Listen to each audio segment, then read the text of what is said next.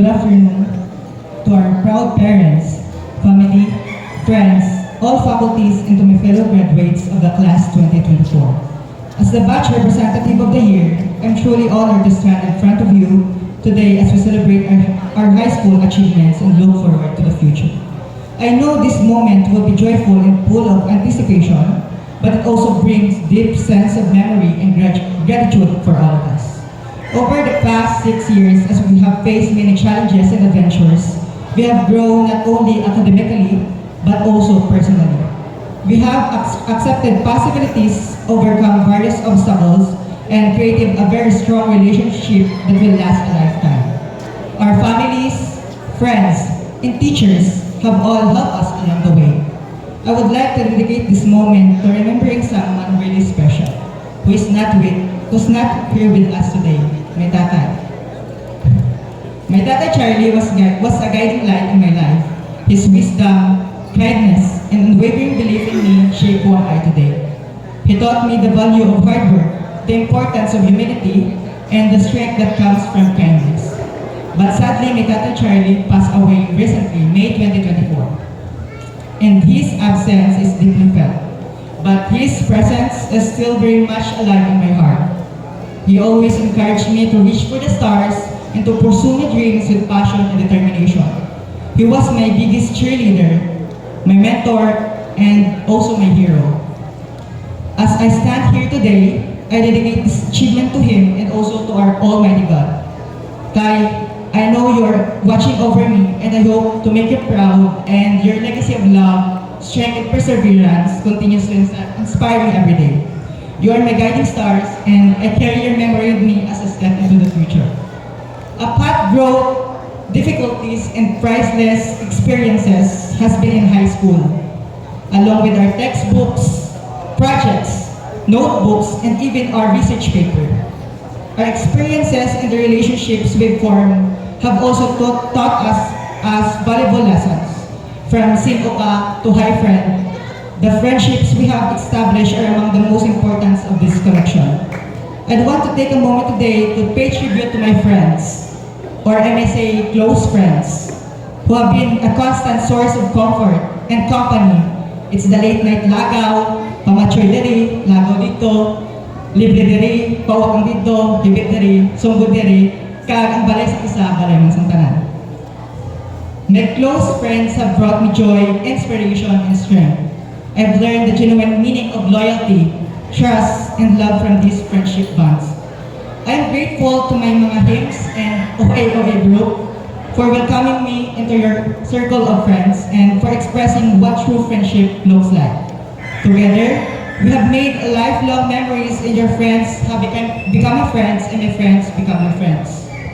We have experienced everything together, from the high of our accomplishment to the lows of our difficulties. And I am thankful for every second of it. Thank you for being there for me through all of life ups and downs. Danilyn, Rose Jane, Jessamay, Gabby, Jamaica, Janet, Wellen, Jazlyn, Mark Justine, and Giselle. Your generosity, steadfast support, and unflinching loyalty has a significant influence in my life. You have demonstrated to us that friendship is not just about being there for the good times, but also it's about standing by each other through the toughest moments of each of our life. I know nga, maabot ang time na ma-separate ways na ta para sa atong dreams, but I hope na this band will be still kung ano man subok and for the future. In addition, I want to dedicate this message in these moments to my parents, who are without a doubt my biggest supporters. Ma, Pa, words can express how grateful I am for everything you have done for me. From the earliest days, you are my biggest inspiration, my guide, my biggest cheerleaders. Kamo per may gapabalo sa akong na unahon kung akong kaugalingon, nga lawas kaysa sa pagtuon. Ang permi ko nga pula o kamo permi gabanchi din sa ako ni Papa Manoy, boss naman ang pagtuon, ang timanay. And isa ini nga butang nga patunay ng pagpalanggas ng ginikanan, hindi basta-basta. Your unwavering love, sacrifices, and belief in me have shaped who am I today. Ma, you have always been there with a warm hug, a listening ear, and words of wisdom. Biskan sa permi mo lang ko nakita, okay lang. Kay balaan ko sa pagaling ko, biskan galing ako sa was to my dad, need ko man dyan ang imong guidance. Your endless patience sa akon kung ginaabot ko sa pagkasuplado, kam ang kalawig. And I'm grateful for that. Your encouragement sa mga activity nga ara sa school and sa barangay nakabulig man sa akon para ma-improve ang akong self-esteem as well as akong socialization sa iba na tao. And your ability to see the good in every circumstances have given me the courage to overcome obstacles and pursue my goals. You have taught me what it means to be strong, kind, and caring. Thank you, Ma. And Pa, your hard work and dedication have been an inspiration to me.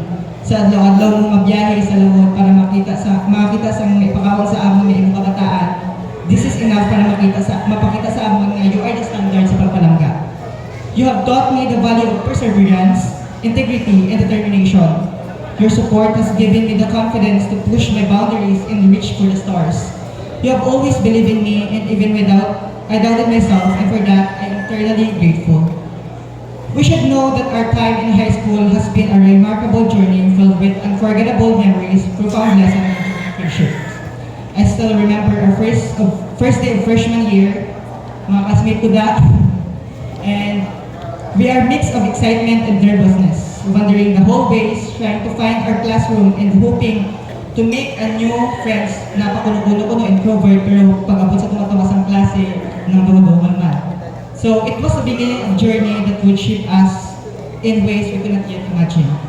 One of my fondest memories is during the first day of class, I think grade 7. So wala na naman na akong umpisada sa klase kung ano akong grade 7. Kay usually daan sa grade, isang elementary is ng ano pa.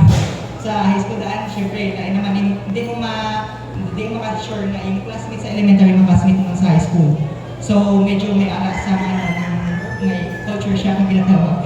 So, and the most exciting part is the junior high. It brought its own set of challenges and triumphs as I remember our first teacher in high school, specifically Sir Judy Himina. Hi, Sir. Gabi nga memories din niya pag-abot sa ining advisor namon. Doon time nga nagwala siya kay tawad sa amon kababayaan sa garden nga wala na panglagan, ang kurtina nga ginagamit tululugan, and also ang CR na ginapabayaan, di ba astig? Kundi nilupad ang ganunan, so kaya makaan ka buka. And kag-shoutout man kay Welen, hi Wel. During junior high school, siguro ang nagpa-highlight sa school memories na ginatawag naman. And of course, the most exciting part sa high school life ang senior high siguro. I consider it as a whirlwind of emotion. Sa sumburanay, dinaway, dinabakanay, and pero at the end of the story, gabati ay ng Japon. So, hi guys. Anticipation of graduation mixed with the bittersweet knowledge that our time together was coming to an end. And I will never forget our pulo-pulo in research. Ang gasto is real, di ba guys? So, pero syempre, hindi mo Japon natin malipatan ang quote bala na kung hindi mo gusto magasto, hindi ka mag-eskwela. Simple lang, di ba? And there are also quieter, more personal moments that left us a lasting impact. Dahil ay in the sumburanay, like the time nga nag-stay after school para magpuisa sa mga hindi pagkaintindihanay, and mga sinigitanay, and also mga libakanay. But at the end of the day, look, kaya kita madyak ang bulunkuran. So, to my fellow graduates, thank you for the laughter, the support, the countless memories, Miss Biblia, and ang mga dinungol nyo, and of course, ang mga members natin ng Alpuran. Let us all embrace the future with the same spirit of togetherness and determination that has defined our high school years. The world is waiting for us, and I have no doubt that we will rise in the future. To the class of 2024, congratulations. Let us go forth and make our mark on the world, knowing that we carry with us the strength of our shared experiences in the bands we have formed. Padayon everyone, salamat.